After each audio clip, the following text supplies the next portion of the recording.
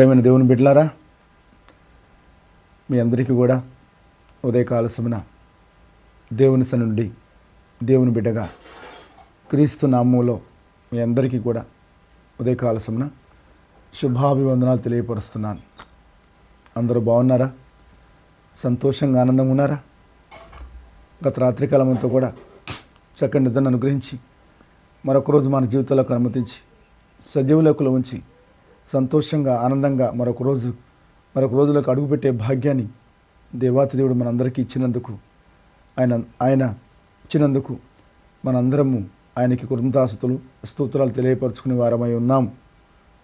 అలా ఉన్నారా? నిద్ర లేచారా? దేవుని పాదాలు పట్టుకున్నారా? దేవుని స్తుతించారా? ఆరాధించారా? దేవుని గణపరిచారా? మీ కుటుంబాన్ని దేవునికి అప్పచెప్పారా? ప్రతిరోజు తప్పకుండా ఇది చేయాలి.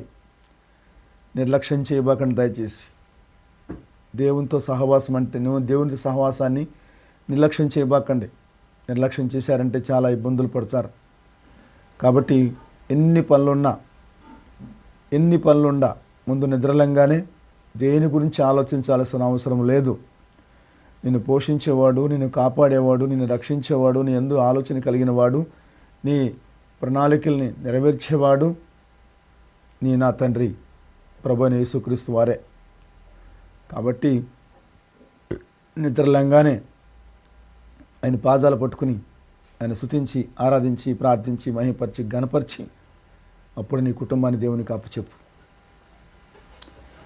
దేవునికి అప్పచెప్పు.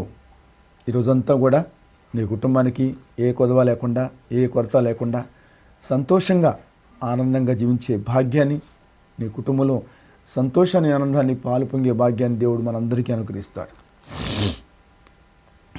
అలా చేయాలని మనస్ఫూర్తిగా నేను కోరుకుంటున్నాను. మరి ఉదయకాలసం నిద్రలేపాడు. నిద్రలేచాను, నా పాదాల చింతకి వెళ్ళాను. దేవా, ఈ రోజున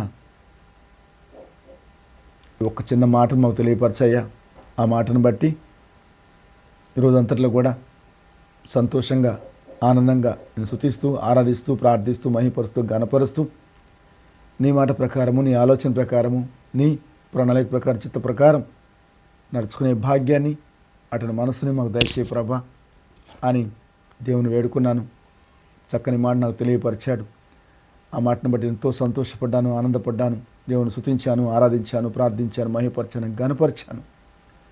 తదుపరి మీ ముందుకు వచ్చాను. ఎందుకంటే నా తండ్రికి చెప్పాను, మరి నాకు తెలియపరిచావు, మరి నాకు తెలియపరిచిన మాట నీ బిడ్డలకు తెలియపరచాలి కదా. ఆ బిడ్డలు కూడా ఈ మాట తీసుకుని ఆ మాటలను బట్టి నీ స్తుతించే భాగ్యం నీ బిడ్డలు కలిగి ఉండాలి కదా. నీకు దగ్గరగా నీ బిడ్డలందరూ నీకు దగ్గర చేయాలి కదా. నాకు ఒక బాధ్యతను అప్పచెప్పావు కదా. కాబట్టి నీ బిడ్డలకు తెలియపరిచే అవకాశం నాకు ఇస్తున్నందుకు మరొకసారి నీకు హృదయపూర్వకంగా కృతజ్ఞతలు తెలియజేసుకుంటున్నాను ప్రభా అంటూ ఆయన తెలియపరిచి మీ ముందుకు వచ్చాను. ఈ సమయంలో ఆ మాట మీకు తెలియపరచాలని ఆశ కలిగి ఉన్నాను. కాబట్టి ఈ మాటను మీరు శ్రద్ధగా వినాలని కోరుకుంటున్నాను. మర్చిపోయాను. నేను రోజున వాక్యం చదువుకున్నారా? ప్రతిరోజు వాక్యం చదువుతున్నారా? ప్రతిరోజు వాక్యం చదువుకోండి. ప్రతిరోజు మారు ప్రార్థన చేసుకోండి. మీకు ఎన్ని వ్యాపారాలు ఉన్నా, ఎన్ని పనులున్నా ఏదో ఒక సమయాన్ని దేవునికి కేటాయించండి. ఒక సమయాన్ని ఇచ్చేయండి. ఈ సమయంలో నీ సన్నిధిలో గడుపుతాను, ఈ సమయంలో నీ వాక్యాన్ని చదువుకుంటాను, ఈ సమయంలో నేను సంతోషపరిచే బిడ్డగా నేను ఉంటాను అని దేవుని యందు విజ్ఞాపన చేసుకోండి. ఆ సమయాన్ని ఆయనకి ఇవ్వండి. మీరు ఎప్పుడైతే దేవునికి సమయం ఇస్తారో మీకు ఎంతో సంతోషాన్ని, ఆనందాన్ని ఇస్తాడు. మీరు చేసే ప్రతి పనిలో ఆయన పూనుకొని ఆ పనిని సఫలీకృతం చేస్తాడు. మీకు సంతోషాన్ని, ఆనందాన్ని పంచుతాడు. కాబట్టి ఈ మాటలు మీరు గమనించాలని మనస్ఫూర్తిగా నేను కోరుకుంటున్నాను. ద్వితీయోపదేశకాండము 7వ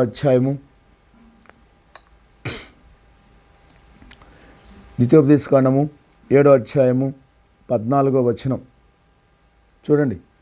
ద్వితీయోపదేశకాండము 7వ అధ్యాయము 14వ వచనం. చాలా చక్కని మాట ఈ ఉదయకాలసున ఆయన బిడ్డకు తెలియపరిచాడు.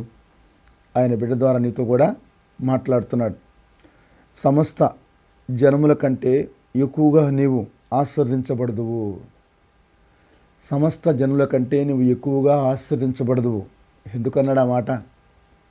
అమ్మా, నువ్వు నా బిడ్డగా బ్రతుకుతున్నావు, నా బిడ్డగా జీవిస్తున్నావు, నా మాట వింటున్నావు, నేను చెప్పినట్టు చేస్తున్నావు, నాతో నువ్వు సహవాసం చేస్తున్నావు, వాక్యాన్ని నా మాటలు వింటున్నావు, నా మాటల్ని గైకొని ఆ ప్రకారం నడుచుకుంటున్నావు. కాబట్టి సమస్త జనముల కంటే ఎక్కువగా నీవు ఆశీర్వదించబడదువు. నేను ఎంతో ప్రేమిస్తున్నానమ్మా, నన్ను ప్రేమిస్తున్నావు కదా, కాబట్టి నిన్ను ప్రేమిస్తున్నాను, కాబట్టి అందరికంటే ఎక్కువగా నేను ఆస్వాదిస్తాను తల్లి, ఆస్వాదిస్తానా, నువ్వంటే నాకు చాలా ఇష్టం రా అని దేవుడు ఈ మాట మనకు తెలియపరుస్తున్నాడు. ప్రేమైన దేవుని బిడ్డలారా, నీలో మగవారికే కానీ ఆడవారికే కానీ గొడ్డుతనం ఉండదు. చూసారా, ఈ లోకంలో చాలామందికి వాళ్ళ పిల్లలు లేరు, చాలామందికి పిల్లలు లేరు. ఎందుకు లేరు? దేవునికి దూరంగా ఉంటున్నారు. జీవంగల తండ్రి ఎవరో తెలుసుకోవట్లా, జీవంగల తండ్రి ఎవరో తెలుసుకోవట్లా, నన్ను కన్న తండ్రి ఎవరు తెలుసుకోవట్లా, నన్ను సృష్టించిన వాడు ఎవడు, నాకు జీవితాన్ని ఇచ్చిన వాడు ఎవడు అని తెలుసుకోలేని పరిస్థితిలో ఈ రోజున ఆయన బిడ్డలు ఉన్నారు.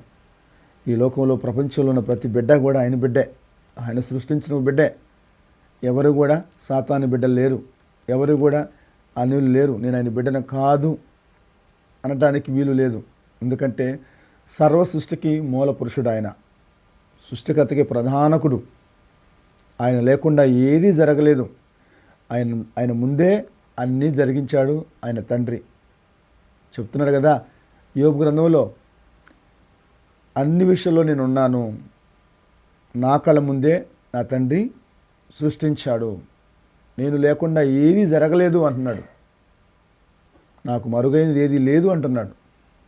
కాబట్టి ప్రపంచంలో ఉన్న ప్రతి బిడ్డ కూడా ఆయన బిడ్డలే. చాలామంది మా దేవుడు వేర్లేండి, మీ దేవుడు వేర్లేండి, మమ్మల్ని ఇబ్బంది పెట్టబాకండి దయచేసి,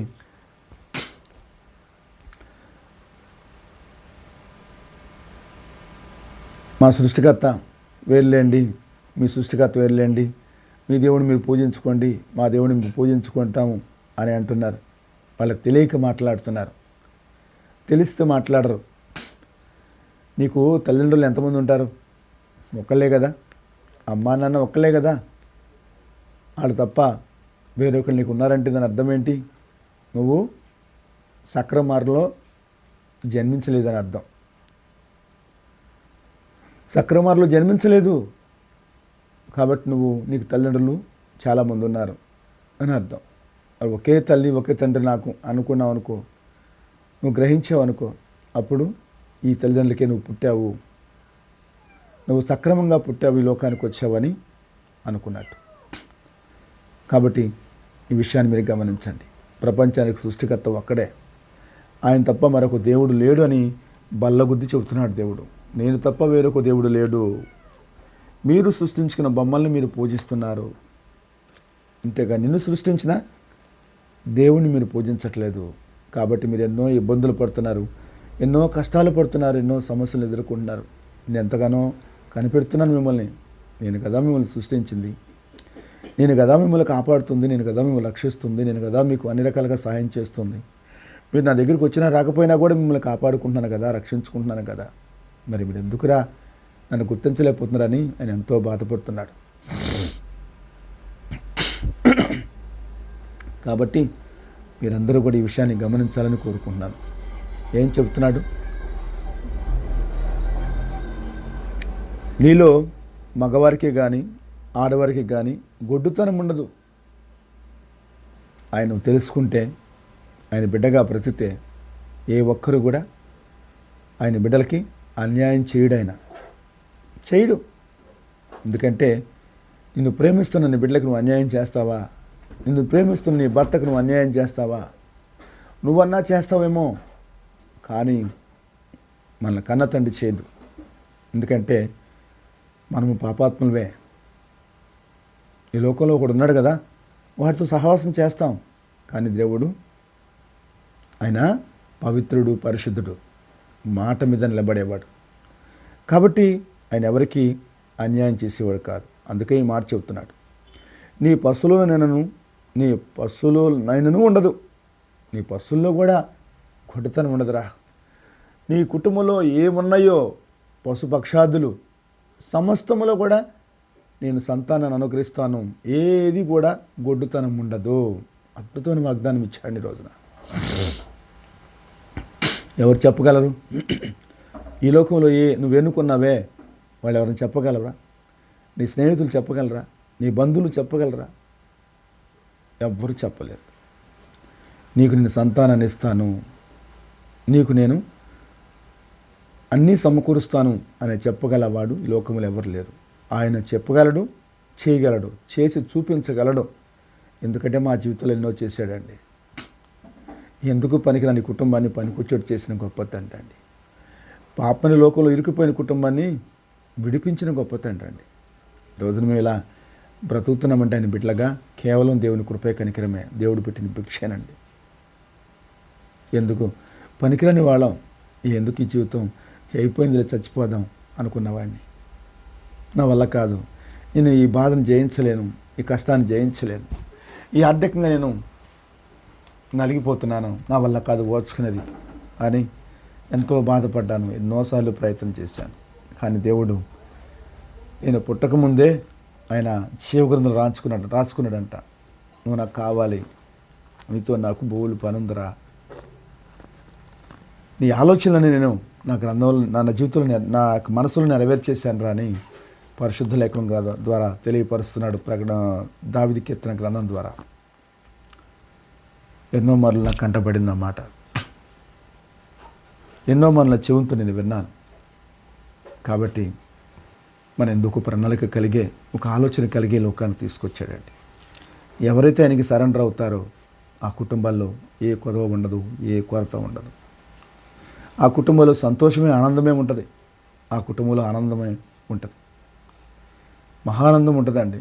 మనం కోరుకుంటుంది ఈలోక సంతోషాన్ని, కానీ మనం కోరుకోవాల్సింది పరలోక సంతోషాన్ని, పరలోక ఆనందాన్ని, పరలోక భోగభాగ్యాన్ని. అది శాశ్వతమైనదండి, ఇది శాశ్వతమైనది కాదు. ఈ లోకంలో సంతోషాన్ని కోరుకుంటే కొద్ది రోజులే, ఆ కొద్ది రోజులు కూడా మనకు తెలియదు. చూడండి ప్రేమ దేవుని బిడ్డలారా, గమనించండి. మీకు వయసు వచ్చిన కాడి నుంచి ఇప్పుడు చూస్తున్న చాలామంది పెద్దలు ఉంటారు, 70 ఏళ్ళు 80 ఏళ్ళు కలిగిన వాళ్ళు కూడా ఈ మాటలు వింటుంటూ ఉంటారు. ఈ 70-80 ఏళ్లలో ఏ రోజైనా మీకు సుఖపడే దాఖలాలు ఉన్నాయా? సంతోషంగా ఆనందంగా జీవించాను అన్న రోజు ఏమైనా ఉందా? ఉంటే నాకు ఫోన్ చేసి చెప్పండి. నేను సంతోషపడతాను, దేవుడు కూడా సంతోషపడతాడు. దేవుడు ఆజ్ఞ లేకుండా ఏ ఒక్కరు కూడా సంతోషంగా ఆనందంగా ఉండలేరు. ఉండనీయుడు ఒకడు ఉన్నాడు ఇక్కడ. నువ్వు సంతోషంగా ఉన్నాడు, ఓర్చుకోలేడు. ఈయన ఏ విధంగా ఏడిపించాలనుకుంటాడు. ఏదో ఒక బాధ్యత, ఏదో ఒకటి మీదకు తీసుకొస్తాడు. రోగమో, రొప్పో, సమస్యలు, ఇరుకులో, ఇబ్బందులు, వ్యాధి ఏదో ఒకటి తీసుకొచ్చి నేను ఏడిపిస్తాడు. కానీ దేవుణ్ణి ఆశ్రయించి చూడు, నీ జీవితంలో ఎంత సంతోషం ఉంటుందో, ఎంత ఆనందం ఉంటుందో. ప్రతిరోజు కూడా సంతోషంగా ఆనందంగా నిద్రలేస్తావు, సంతోషంగా ఆనందంగా నిద్రపోతావు. అది ఆయన దగ్గర ఉన్న ప్రేమ. ఆ ప్రేమ ఈ లోకంలో ఎవరి దగ్గర లేదండి. ఎవరు పంచలేరు, ఆయన పంచుతాడు. ఆయన దగ్గర ఎంత ప్రేమ ఉంటే నీ కోసం ప్రాణం పెట్టాడండి. ఆయన దగ్గర ఎంత ప్రేమ ఉంటే నీ కోసం రక్తాన్ని చిందించాడు. ఆయన దగ్గర ఎంత ప్రేమ ఉంటే చేతులకు మిగులు కొట్టుకున్నాడు, నెత్తి మీద ముళ్ళకిట్టం పెట్టించుకున్నాడు, పక్కటెంకుల్లో బళ్ళెంతో పొడుచుకున్నాడండి. 39 కొరడ దెబ్బలు తిన్నాడు. నువ్వు తినగలవా? నీ తల్లి కోసం, నీ తండ్రి కోసం, నీ బిడ్డల కోసం నువ్వు తినగలవా? నేను నా బిడ్డల కోసం నేను ప్రాణం ఇస్తానంటావు, ఇవ్వగలవా? మాటిస్తావంతే, నువ్వు ప్రాణం ఇవ్వలేవు. మాటిస్తావంటే చివరాఖరికి ఆ సమయం వచ్చేసరికి తప్పుకుంటావు. కానీ దేవుడు అలాంటి వాడు కాదు అని ప్రూవ్ చేశాడు. నేను మాట ఇచ్చానంటే తప్పకుండా నెరవేరుస్తానన్నాడు. నా మాట నోటి నుంచి బయటకు వచ్చిందంటే అది నెరవేరినాక తిరిగి నా నోట్లోకి వస్తాను యెషయా గ్రంథం ద్వారా తెలియపరుస్తున్నాడు. కాబట్టి ఈ మాటలు మీరు గమనించి జీవంగల దేవుడు ఎవరో తెలుసుకొని ఆయన బిడ్డలుగా బ్రతికే వరకు మీరు ఉండాలి. ఆయన ఆశీస్సులు పొందే వరకు మీరు ఉండాలి. ఆయన దీవెనలు పొందే వరకు మీరు ఉండాలి. నిజమైన సంతోషం, నిజమైన ఆనందం ఆయన దగ్గరే ఉంది. అది పొందుకోవాలి మీరు. అది పొందుకోవాలని దేవుడు ఈ మాటలు చెప్తున్నాడు. నన్ను ఎవరైతే స్వీకరిస్తారో వాళ్ళందరూ కూడా ఏం చెప్తున్నాడు, మరలా చదివినిపిస్తాను. నన్ను ఎవరైతే అనుసరిస్తారో, నన్ను ఎవరైతే ప్రేమిస్తారో, నేనంటే ఎవరైతే ఇష్టపడతారో వాళ్ళందరూ కూడా సమస్త జన్మల కంటే ఎక్కువగా నీవు ఆస్వాదించబడదు అన్నాడు. అందరికంటే నేను ఎక్కువగా ఆస్వాదిస్తానమ్మా. నీలో మగవారికే కానీ ఆడవారికే కానీ గొడ్డుతనం ఉండదు. నీ పశువులలో నేను ఉండదు. దేని విషయంలో కూడా నీకు ఏ కొరత లేకుండా చేస్తానన్నాడు. అద్భుతం వాగ్దానం ఈరోజు మనకి ఇచ్చాడు అనుకో దేవుడు. కాబట్టి మీ మాటలు మీరు గమనించండి. గమనించి దేవుని సమయాన్ని దేవునికి ఇవ్వండి. దేవుని సమయాన్ని దొంగిలించొద్దు. ఏ పని చేస్తున్నా, ఏ వ్యాపారం చేస్తున్నా, ఏ ఉద్యోగం చేస్తున్నా ఆయన సమయానికి ఇవ్వండి. ఆ రోజు చూడండి మీరు ఎంత సంతోషంగా ఉంటారో. మీ పనిలో ఎంతగా ఉత్సాహంగా ఆనందంగా పనిచేస్తారో, ఎంత తేలిగ్గా పని అయిపోద్దో. ఎందుకంటే ఎప్పుడైతే ఆయన ఆశ్రయించావో నీలో ఉండి నీకే కష్టము లేకుండా, ఏ స్ట్రెస్ లేకుండా ఆ పని పూర్తి చేస్తాడు. ఆయన పూర్తి చేస్తాడు. నమ్మి చూడండి, ఆయన విశ్వాసం ఉంచి చూడండి, ఆయన బిడ్డగా బ్రతుకు చూడండి. ఉంటారు కదా, ఆ ప్రకారం మీరు వింటారు కదా, ఆయన ఆశీస్సులు పొందే వరకు ఉంటారు కదా, ఆయన దీవులు పొందే వరకు మీరు ఉంటారు కదా. ఉండాలని మనస్ఫూర్తిగా కోరుకుంటూ ఈ మాటలు ముగిస్తున్నాను. Praise Lord. దేవునికి స్తోత్రం. హల్లెలూయా. ప్రార్థన చేస్తానండి. పరిశుద్ధ ప్రేమ కలిగిన మా తండ్రి, కృపా కనికరం గల దేవా, లోకరక్షకుడా, లోకాన్ని సృష్టించిన నా గొప్ప తండ్రి, మా అందరి ప్రాణదాత, మా పరలోకపు తండ్రి, నాన్న యెహోవా తండ్రి, మీకే కుట్లాది వందనాలు, కుట్లాది స్తుతులు సూత్రాలు మనసారా చెల్లించుకుంటున్నానయ్యా. నిత్యం స్తుతించగల నా గొప్ప దేవా, స్తుతులకు పాత్రువైన మా తండ్రి, మా ఆరాధనకి గుడివైన మా ప్రభువా, మమ్మల్ని, మా బిడ్డల్ని, మా కుటుంబాలని కాపాడాలని, రక్షించాలని, పాపభారం నడిపించాలని తండ్రి మధ్య ఆజ్ఞాపించాడు. తండ్రి మాట జవదాటకుండా దేవుని భూమికి దిగివచ్చి మేము చేసిన ప్రతి పాపానికి నువ్వేలా చెల్లించి మమ్మల్ని కాపాడి రక్షించుకున్న నా గొప్ప తండ్రికి కుట్లాది వందనాలు, కుట్లాది సూత్రాలు మనసారా చెల్లించుకుంటున్నానయ్యా. దేవా, ఈ రోజు నేను బిడ్డ ద్వారా ఎంతోమందికి తెలియపరిచావు తండ్రి. ఎన్నో విషయాలు, చక్కని విషయాలు తెలియపరిచావు. 3 మాటలు తెలియపరిచావు ఒకే వచనం నుంచి ప్రభా. ఈ మాటలను బట్టి నీ బిడ్డలందరూ కూడా నీకు దగ్గరగా రావాలని మనస్ఫూర్తిగా నేను తండ్రిగా దేవునికి అంగీకరించి నేను ఆరాధించుకునే భాగ్యం కలిగి ఉండాలని, ప్రతిరోజు నీ వాక్యాన్ని చదువుకునే భాగ్యం కలిగి ఉండాలని, ప్రతిరోజు ముమ్మార్నిసంలో గడిపే భాగ్యం కలిగి ఉండాలని, ప్రతి బిడ్డ, ప్రతి కుటుంబం కూడా నీ ఆశీస్సులు, నీ ఆశీర్వాదాలను పొందుతూ ప్రతిరోజు కూడా సంతోషంగా ఆనందంగా జీవించే భాగ్యం కలిగి ఉండాలని మనస్ఫూర్తిగా కోరుకున్నాను. ఆ విధంగా నీ బిడ్డలందరినీ కూడా నీ చేతులకి, నీ హస్తాలకు అప్పచెప్తున్నానయ్యా. నీ కృపతో కనికరంతో జ్ఞాపకం చేసుకుని అయ్యా, నీ బిడ్డలందరూ కూడా దీవించి ఆస్వాదించమని, అన్ని రకాలుగా సాయం చేయమని యేసుక్రీస్తులో వేడుకుంటున్నాను అయ్యా. ఈరోజు నీ కుటుంబంలో ఏ కొరత ఉందో, ఏ కొరత ఉందో, ఈరోజు నీ కుటుంబం ఇలాంటి బాధల్లో ఉన్నారు, కష్టాల్లో ఉన్నారు, ఈరోజు నీ కుటుంబం ఇలాంటి వ్యాధులతో, రోగాలతో బాధపడుతున్నారు, వాళ్ళందరూ కూడా నీ కృపతో కనికరంతో జ్ఞాపకం చేసుకుని వాళ్ళని దర్శించి వాళ్ళ కష్టాల నుంచి, బాధల నుంచి, సమస్యల నుంచి, ఇరుకుల ఇబ్బంది విడుదల తెచ్చేసి వాళ్ళకున్న వ్యాధుల నుంచి, రోగాల నుంచి నీ గాయపడిన స్థితి వాళ్ళ ముట్టి స్వస్థపరిచి పరిపూర్ణ ఆరోగ్యం ప్రసాదించి, ఈ అక్కర్లో నీ బిడ్డలు ఉన్నారు ప్రతి అక్కర కూడా తెచ్చి ఆ బిడ్డల కుటుంబాల్లో సంతోషాన్ని, ఆనందాన్ని నింపమని యేసుక్రీస్తులో వేడుకున్నానయ్యా. ప్రతి ఒక్క బిడ్డ, ప్రతి కుటుంబం కూడా సంతోషంగా, ఆనందంగా నీ సన్నిధిలో ఉండాలని కోరుకున్నాను. ఆ విధంగా నీ బిడ్డలను దీవించండి, ఆస్వాదించండి, చక్కటి మరి నీ బిడ్డలు నడిపించండి. నీ ఆకాశమానికి నీ బిడ్డలందరినీ కూడా సిద్ధపరిచి నీ పరలోక రాజ్యానికి వారసులుగా చేయమని యేసుక్రీస్తులో వేడుకుంటున్నానయ్యా. ఉదయకాల సమన నా కొల్లూరు గ్రామంలో ఉన్న ప్రతి ఒక్క బిడ్డని, ప్రతి కుటుంబాన్ని పేరుని చితికప్పు చెబుతున్నానయ్యా. నీ సన్నిధికి వస్తున్న ప్రతి బిడ్డని, ప్రతి కుటుంబాన్ని కూడా పేరుని చితికప్పు చెబుతున్నాను. నీ సన్నిధి చుట్టూ ఉన్న ప్రతి ఒక్క బిడ్డని, ప్రతి ఒక్క కుటుంబాన్ని పేరుని చితికప్పు చెబుతున్నాను. ఇది సెల్ ఫోన్ ద్వారా నాకు ఎంతమంది అయితే మరి దగ్గరగా ఉన్నారో వాళ్ళందరినీ కూడా పేరుని చితికప్పు చెబుతున్నాను. అలాగే యూట్యూబ్ ద్వారా ఎంతోమంది నీ బిడ్డలు నీ మాటలు వింటున్నారు. ప్రతి ఒక్క బిడ్డని, ప్రతి కుటుంబాన్ని పేరుని చితికప్పు చెబుతున్నాను. నా దేశంలో కొన్ని కోట్ల మంది నీ బిడ్డలు నేను తండ్రిగా దేవునికి అంకరించి నీ పాదాలు చింతకు వస్తున్నారు. ప్రతి బిడ్డని, ప్రతి కుటుంబాన్ని పేరుని చితికప్పు చెబుతున్నాను.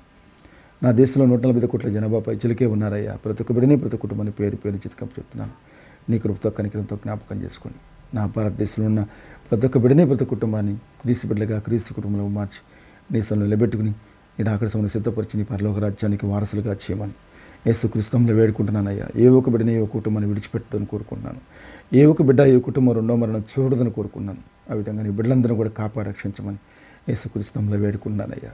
ఉదయకాల సమన నా ప్రార్థన నమ్మలో నా విజ్ఞాపన అన్ని కూడా నీ పాదాలు చేత పెడుతున్నాను. మీ కృపతో కనికరంతో జ్ఞాపకం చేసుకుని ఈ దినమంతా కూడా నైనా నీ బిడ్డకు తోడుకుండా అన్ని విషయాలను సానందించి నీ నామానికి మహిమగనతో ప్రభావాలు పొందుకోమని యేసుక్రీస్తు నామములో ప్రార్థించి అడిగి పెట్టుకుని ఇవన్నీ కూడా నీ బిడ్డలు పొందుకున్నారని మనస్ఫూర్తిగా నమ్ముచున్నాను తండ్రి.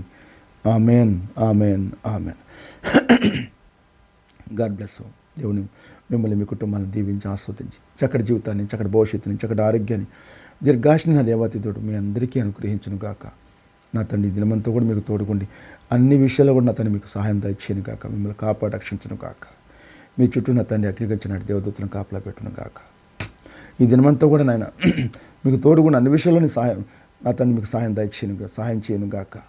మీ జీవితంలో అద్భుతమైన ఆశ్చర్యాలు తెరిపించి దేవుని సన్నిధిలో మీ అందరినీ కూడా కొన్ని వేల మంది సమక్షంలో మిమ్మల్ని సాక్షులుగా నిలబెట్టును గాక. జీవగ్రంథంలో అతను మీ పేర్లు నమోదు చేయను గాక.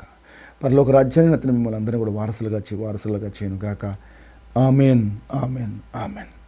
Praise the Lord. దేవునికి స్తోత్రం. అందరికీ నా వందనాలమ్మా.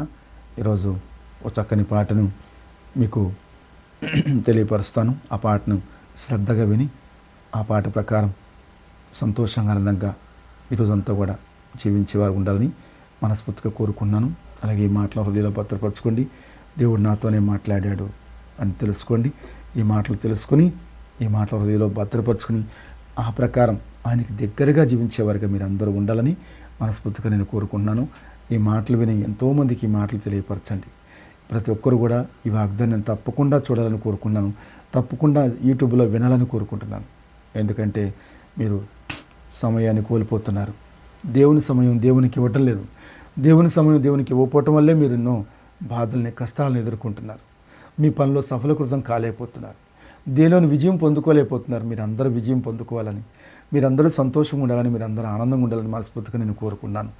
అలా మీరు ఉండాలంటే దేవునికి దగ్గరగా ఉండాలి. జీవంగల తండ్రి గురించి తెలుసుకుని ఆయన పాదాలు పట్టుకోవాలి. ఆయన స్తుతించాలి, ఆరాధించాలి, ప్రార్థించాలి, మహిపరచాలి, ఘనపరచాలి. ఆయన్ని మహిపరిచే బిడ్డలుగా మనం ఉండాలి. ఆయనకి దగ్గరగా ఉండాలి. అందుకనే మనల్ని ఈ లోకానికి తీసుకొచ్చాడు ఆయన. మీరు పశువులుగా కష్టపడతానే కాదు, పరిగెత్తే జీవితం కాదు ఆయన మీకు ఇచ్చింది. నా బిడ్డలు సంతోషంగా ఆనందంగా నేను ఏర్పరిచిన పని చేయాలి, చక్కగా భుజించాలి, వాళ్ళు కోరుకున్న ఆహారాలన్నీ సమకూర్చాను, వాళ్ళకి ఇష్టమైన తిని సంతోషంగా ఆనందంగా నన్ను స్తుతించాలి, ఆరాధించాలి, నన్ను ప్రార్థించాలి, నా సన్నిధికి రావాలి, నా బిడ్డలకి ఏం కావాలో నేను ఇవ్వాలి, అప్పుడు నా బిడ్డలు సంతోషిస్తుంటే చూసి నేను ఆనందపడాలని కోరుకుని మరీ లోకానికి తీసుకొచ్చాడు. రెండోది, మనలో ఉన్న లోపాలను సవరించాలని తీసుకొచ్చాడు. నా బిడ్డల్ని చక్కదిద్దుకోవాలి, సరి చేసుకోవాలి, నా బిడ్డలు మరి ఈ లోకానుసారంగా బ్రతుకున్న నా బిడ్డలను కాపాడుకోవాలి, రక్షించుకోవాలని సరిచేసి సరిదిద్ది నా రాజ్యానికి వారసులుగా చేయాలని తీసుకొచ్చాడు. మూడోది, నా బిడ్డలంతా నా రాజ్యంలో తరతరాల యుగాలు కూడా సంతోషంగా ఆనందంగా ఉండాలని కోరుకుని మరీ తీసుకొచ్చాడు. అంతే కదా. ఇప్పుడు బంగారం ఉందండి, భూమిలోంచి బంగారం తీస్తే అది ఎలా ఉంటుంది? తలతల మెరిసిపోద్దా? మెరవదు. దాన్ని అగ్నిలో కాల్చాలి, దాన్ని శుద్ధిపరచాలి. అప్పుడే అది మన ఒక ఆహారంగానే ఒక వస్తువుగా తయారీ మెడలో వేసుకుంటే ఎంతో అందాన్ని ఇస్తుంది, మెలమెల మెరిసిపోద్ది. అలా చేయాలని మీరందరూ నా చేతుల్లోకి వస్తే నేను అలా చేస్తాను రా, మిమ్మల్ని ఒక అద్భుతమైన వస్తువుగా తయారు చేస్తాను, ఒక అస్త్రంగా తయారు చేసుకుంటాను, పవిత్రంగా పరిశుద్ధంగా తయారు చేస్తాను, నీతిగా నిజాతిగా బతుకుని తయారు చేసుకుంటాను, అప్పుడు నా రాజ్యానికి తీసుకెళ్ళాలని మిమ్మల్ని నేను కోరుకుంటున్నాను రా అని దేవుడు మిమ్మల్ని అందరూ కూడా నా సన్నిధికి రమ్మని కోరుకుంటున్నాడు. ఆ విషయాన్ని మీరు గ్రహించండి. ప్రతి ఒక్కరు కూడా ఉదయకాల సమన దేవుని సన్నిధిలో గడపండి. ప్రతిరోజు కూడా వాక్యం చదవండి. ప్రతి ఒక్కరు ముమ్మారు ప్రార్థన చేసుకోండి. మీరు పని చేసుకుంటూ కూడా ప్రార్థన చేసుకోవచ్చు. ఒక్క 10 నిమిషాలని కేటాయించండి, ఒక్క అర్ధగంట కేటాయించండి. ఎక్కువ సమయం ఇస్తే మీరు తినడానికి కేటాయిస్తున్నారే, అనేక రకాలుగా మీరు సమయాన్ని వృధా చేస్తున్నారే. మరి దేవుని సమయాన్ని వృధా చేస్తే దేవుడు ఊరుకుంటాడా? ఊరుకోడండి. కాబట్టి ప్రతి ఒక్కరు కూడా దేవుని సమయం దేవునికి ఇవ్వాలని మనస్ఫూర్తిగా కోరుకుంటూ ఈ మాటలు ముగిస్తున్నాను. ఈ దినమంతా కూడా తోడుగుండి దేవుడు మీకు అన్ని విషయాల్లో సాయం చేయాలని మనస్ఫూర్తిగా నేను కోరుకుంటున్నాను. దేవుని సరే మినిస్ట్రీస్ని సబ్స్క్రైబ్ చేయండి, లైక్ కొట్టండి. ప్రతి ఒక్కరు కూడా ఈ మాటలు చూడండి. Praise the Lord. అందరికీ నా వందనాలు.